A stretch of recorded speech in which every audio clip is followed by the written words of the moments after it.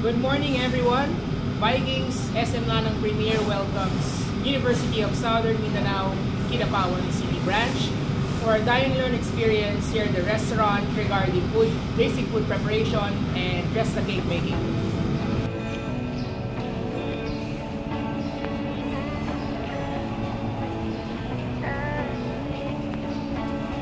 Haven't seen these streets for a long, long time. Haven't walked around. Hello ma'am, good morning. Welcome. Now it's somewhere I barely Hi, good morning. Hello ma'am, good morning po. Hi, good morning. taking a train and a bus and it got to the Good morning, everyone. Welcome to Vikings SM Lanang Premier. So I heard you guys came from where? Kidapawan, malayo dito. Sorry, not from Davao. I am from Quezon. So I don't know kung gaano malayo sa Quezon. So gutom na kayo? Alright, so let's just make this quick. Kasi exactly 22 minutes na na-open. So you guys can start doing your tour and start here. Alright, so good morning everyone. My name is Lito and I'm the Executive Chef of Vikings. And today with me is Chef my junior sous chef, and two of my basic chefs, Chef Mickey and Chef Gia, who will do the demo for the cake preparations in one. Alright, so kitchen essentials and basic food preparations. Ano tayo? Internet. Ready?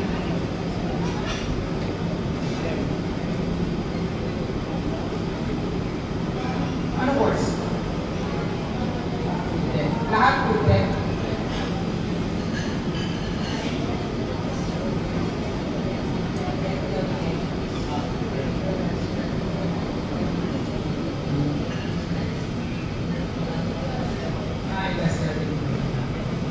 So, ano yung mga ito? Wala nagluto sa bahay? Alright, so wala. Alright, so kitchen essentials and basic food preparation. Why do you think this is important as a part of our career?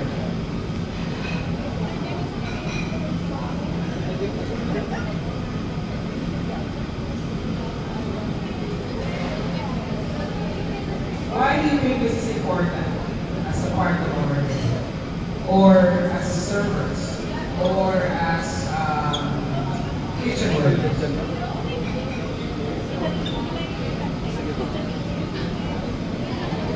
Ba't kayo nahihiya?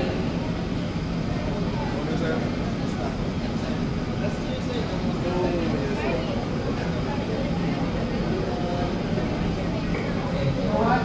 Let's start.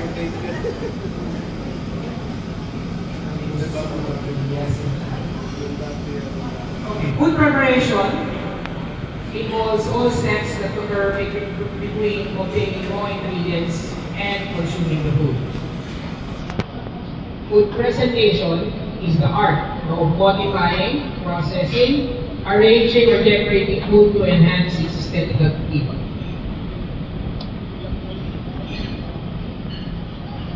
Food safety. Bakit importante ang food safety in our career? Ikaw, kanina ka pa sa cellphone mo.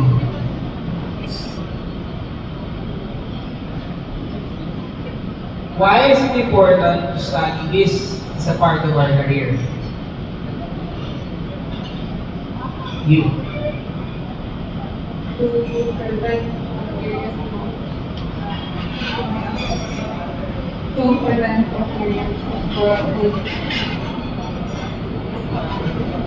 She's right. To prevent materials from any food contact na pwede natin ma-ingest. When you say ingest, pwede nyo makain. Pag nakain nyo, pwede kayong mamatay. Or pwede kayong magkasakit. Okay? Now, ano ba ang mga symptoms pagka ikaw ay nakakain ng something na hindi mo dapat kainin? So obviously, number one, sasakit ang tiyan. Abdominal pain. Anything in the middle, dangerous. Ito yung 4 hours tinatawag at room temperature. Dito kadalasan napapanis ang pagkain. Food contamination refers to the presence of harmful chemicals and microorganisms in food which can cause foodborne illness. So cross-contamination is the transfer of harmful bacteria from food to other foods, like your cutting boards, what else? Your hands, what else? Dirty utensils, ano pa? Paano pa cross-contaminate? Viruses? Tama? Physical. Air, very common. What else? Nails? Nails, pag nahiwa ka na. Band-aids? Ano pa? Sa kusina? Ano yung mga common? Glass shards? Staple wires? Pinaka-common yung buhok at saka yung band-aids. And then chemical? Detergent or yung sabon, yung ginagamit na dish detergent or any chemicals na makikita sa kusina. Cleaning agents, those are chemicals. Na yung monarchy. Dahil during their time, masyado silang lavish when it comes to parties. So these are the time when cakes was invented or were invented. So sinabi niya ito as an insult. Kasi nga, nagkakagulo na sa France, gusto na silang patayin, pasukin sa palasyo, so sinabi niya, let them eat cake. Baka yung mga nagre-revolt or nagre-revolt masiyahan. Kasi this is also the time when wala ng breads, wala ng flour, kasi inubusan ng palasyo. Okay? So people, when they start revolting, ito yung sinabi niya.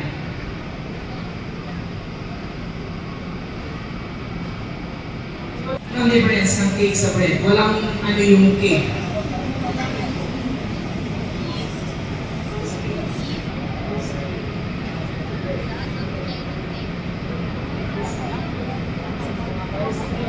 Frosting?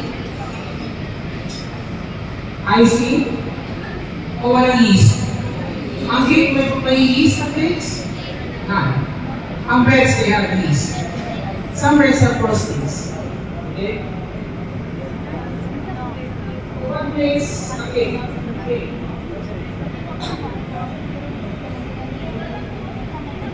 Early cakes were not ended. Then 1494, icing appeared as a topping for marzipan.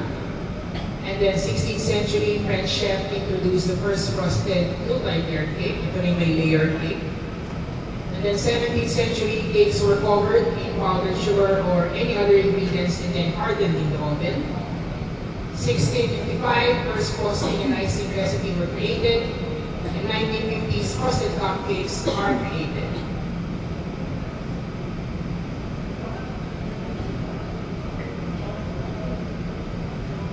Icing versus frosting, ano ba yung difference ng dalawa?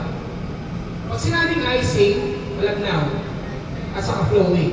So when you put or when you dip your spoon, pabagsak siya yung thin line. While frosting, hindi. Ang frosting is fluffy. Okay? Then, ingredients, main ingredient ng icing is sugar, pero ang main ingredient ng frosting is either whipped cream or butter. Now, icing, pinag-ahalo. Ang frosting, when you whip. Ano ba difference ng halo and whip? When you whip, you also incorporate what? Air. Kaya nga, sa whipped cream, when you whip natin siya para ma-aerate. And when you aerate, you're adding air. Icing cannot hold shape. While frosting, nag-hold ng shape. And then, sa itsura, icing is more opaque kapag lumamig, pero ang frosting is already opaque bago pa siya i-aerate. Okay? Nakuha niyo yung difference? Yes?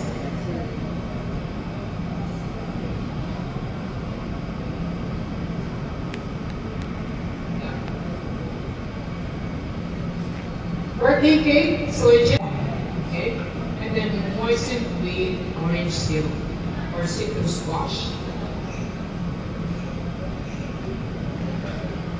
Then tres leches from Spain or Mexico, which is a butter sponge cake soaked in 3 kinds of milk.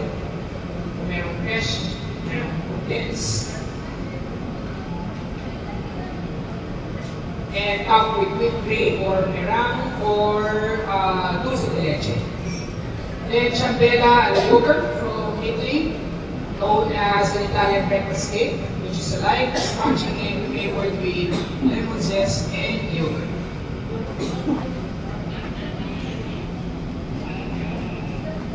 Mawa is an Indian cake, which is a traditional in Mumbai. Okay? It's a milk-based cake with cardamom and nuts like almonds and cashew. And then there's a Gandhi cake from Scotland, which is a fruit cake made with Scottish whiskey, raisins, currants, sometimes cherries, and decorated with almonds. Para siyang fruit cake.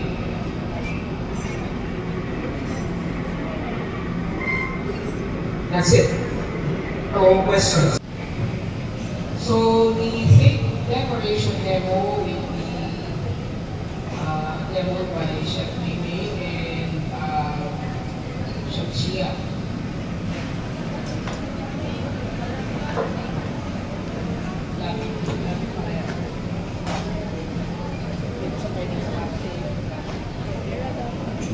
Sige, okay na. Ay, kita ba sa likod? Yes. Okay.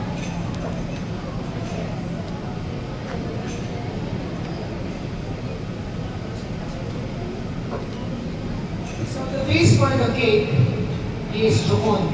May tinatawag na chocon. Or alphabet cake. Tinatawag. Bakit siya tinawag na alphabet cake? Why?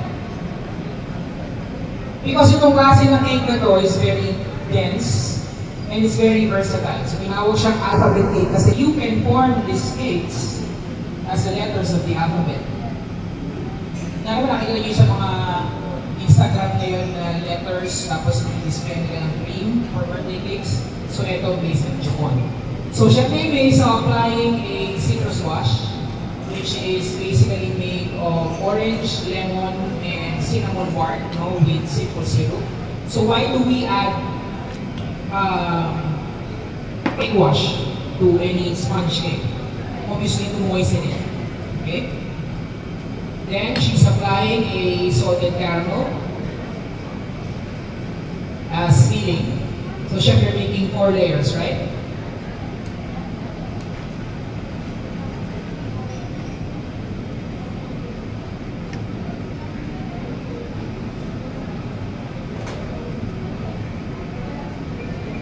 So another dash for wash of citrus, egg wash. Can we do any other flavorings or any citrus egg wash? Yes, we can. Hindi lang siya citrus like orange or lemon. So pwede ka rin mag-add dyan ng liquor, any flavored liquor na babagay dun sa cake. Citrus lang yung pinaka-basic. Okay lang dyan ka. Pwede ka makalapit.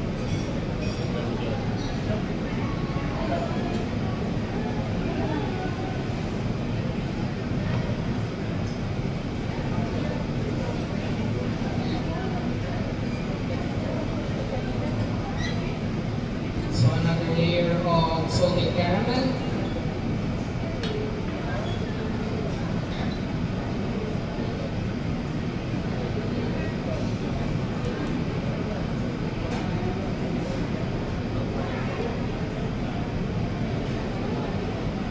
So tools and equipments that we use normally is the cake spinner.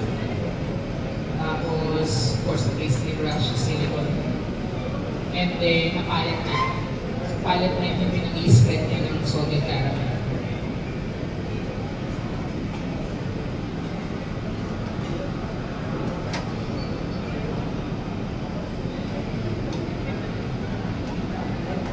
And now, she's applying a Swiss lamb butter cream.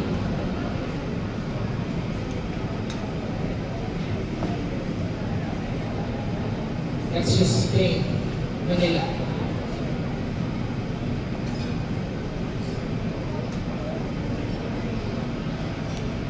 So Swiss Caramel Buttercream is a luxurious, it's silky frosting made by creating a staple Swiss Caramel, which is from eaten egg whites and granulated sugar. Ilubig lang yan hanggang magaling. Merengue, Tagalog. And then gradually incorporating salt and butter para mas stable siya.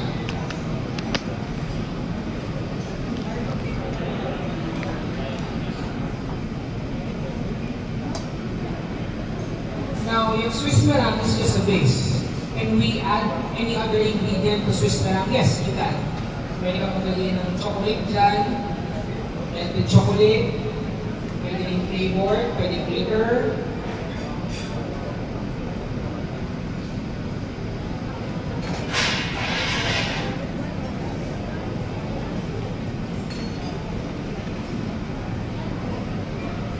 And now she's using a bench press to smoothen out the sides, and then another smoothing the topmost part using a palette knife.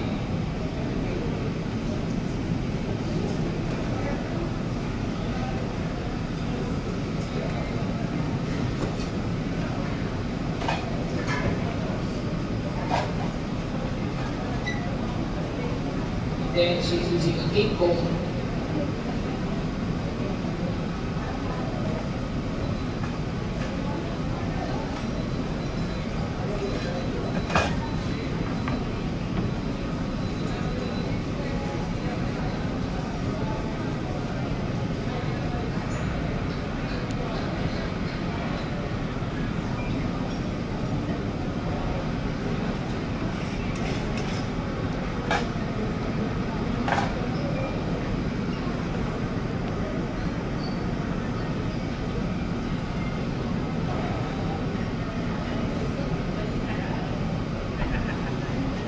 then Shakjian will finish by adding white chocolate,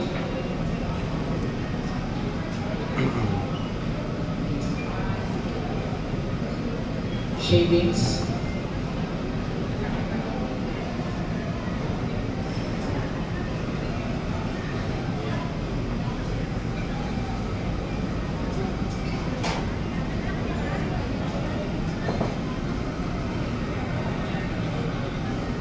then piping,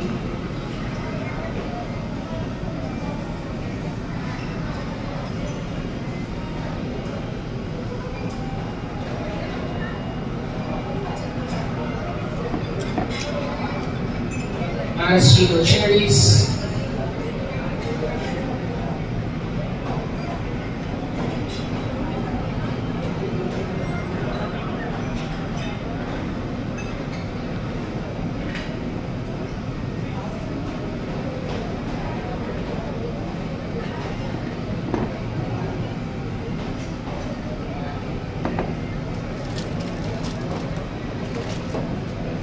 and then chocolate.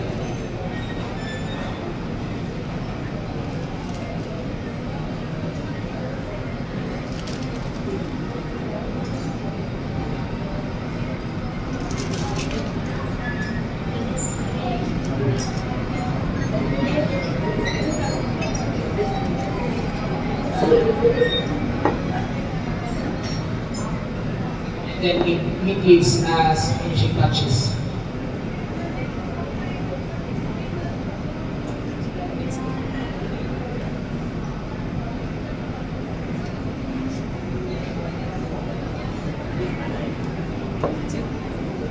That's it. Finish, no?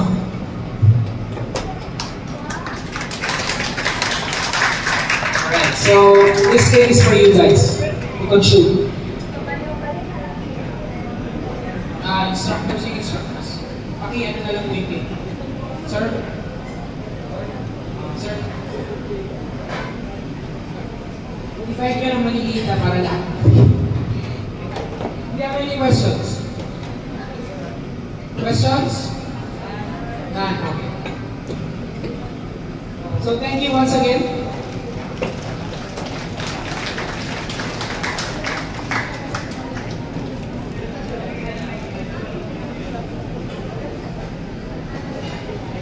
Hindi na sila mag-tour. Okay, hi class. So let's give a round of applause to our chefs. They are my former clinic staff when I was in Vikings. So thank you very much, chef.